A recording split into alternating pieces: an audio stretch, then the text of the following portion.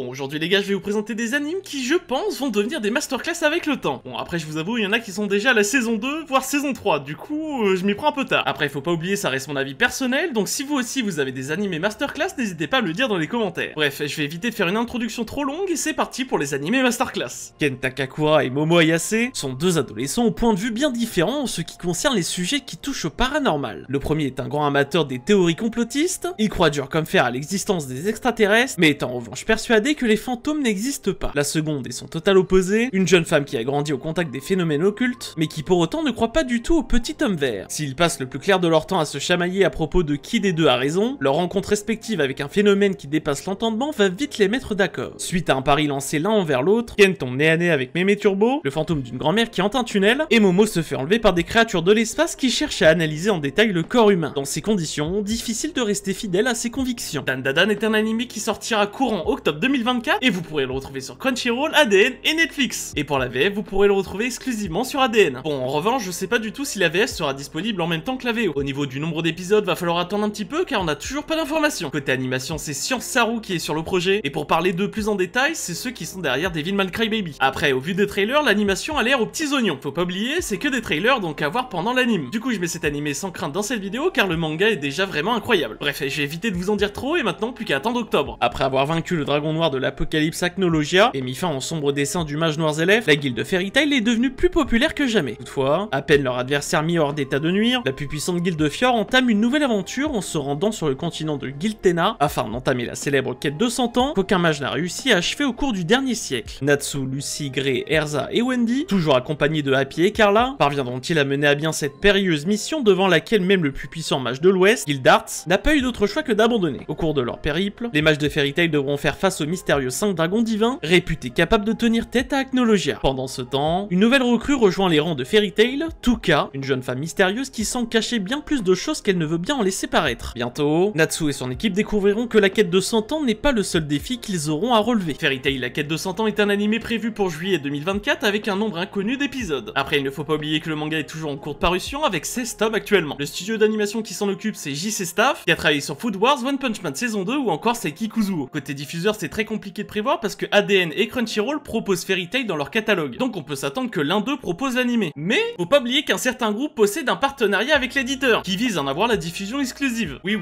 je parle bien de Disney+.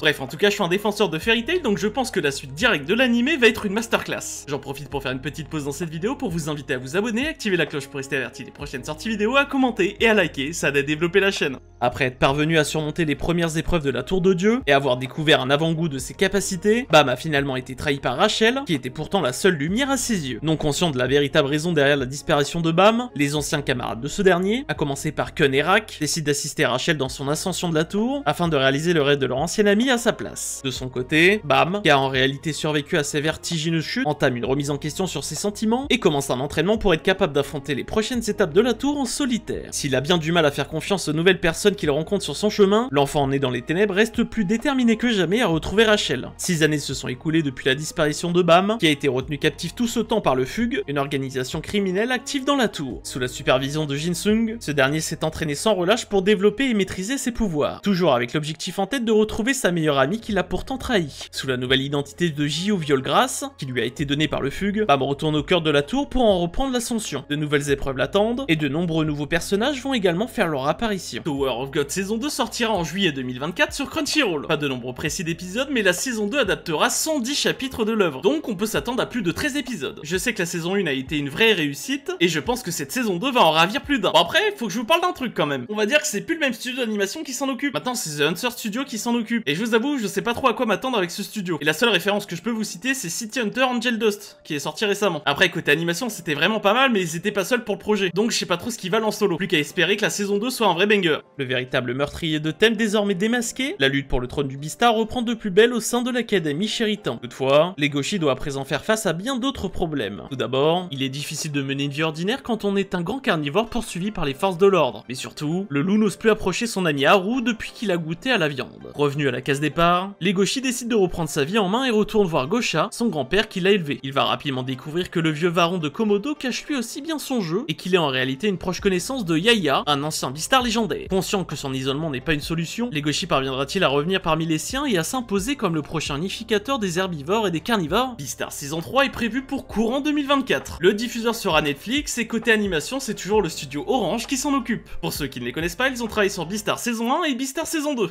C'est le mec trop con là. Non, en vrai, ils ont déjà travaillé sur Black Bullet, Dimension W ou encore Under the Dog. Je vous avoue que cette saison finale me hype un petit peu. J'ai découvert l'anime durant la saison 1 et je vous avoue, je pensais pas que ça allait me plaire autant. Après, je vous avoue, il y a quand même quelques trucs à oublier, mais bon, on va faire l'impasse dessus. Par contre, en mettant cet animé dans cette vidéo, je prends un petit risque. Car oui, je le sais, l'animé ne fait pas l'unanimité. Je parle surtout côté 3D. Mais bon, faut prendre des risques. Bref, en tout cas, si vous avez jamais vu l'animé, n'hésitez pas à aller le voir, il est toujours disponible sur Netflix. Bon voilà, je vous en ai présenté 4 en profondeur, et maintenant je vais vous en citer quelques-uns. On a le fameux Kaiju numéro 8, mais bon, j'en ai déjà parlé dans 2 de mes vidéos, donc on va éviter d'en reparler. On a aussi un animé qui est déjà sorti, mais qui a été un vrai banger. Je parle bien évidemment des carnets de l'apothicaire. Après, comment ne pas parler de l'animation de Solo Leveling et l'histoire, c'était vraiment fou. Ce qui est le plus fou, c'est qu'on a le droit à la 2e saison en 2024. Après, on a No Longer Ranger, mais j'en ai déjà parlé dans les sorties d'avril, donc je continue à la propagande, j'en ai rien à foutre. Après, dans la rubrique On t'attend toujours toi, on peut toujours penser à One Punch Man saison 3. Bon, après lui, vas-y. Et après, celui qui a fait vraiment beaucoup de bruit, c'est Free Eren, mais moi perso, j'ai pas du tout accroché. Après, dites-moi dans les commentaires si ça vaut vraiment le coup et je me forcerai peut-être un petit peu. Bref, voilà pour les animés masterclass qui vont arriver. Après, oubliez pas, c'est vraiment mon avis personnel. Voilà, on arrive à la fin de la vidéo. Dites-moi en commentaire si vous avez des animés masterclass qui vont sortir aussi. Comme d'habitude, on se retrouve vendredi prochain à 16 h. C'était Marathieu. Ciao, ciao.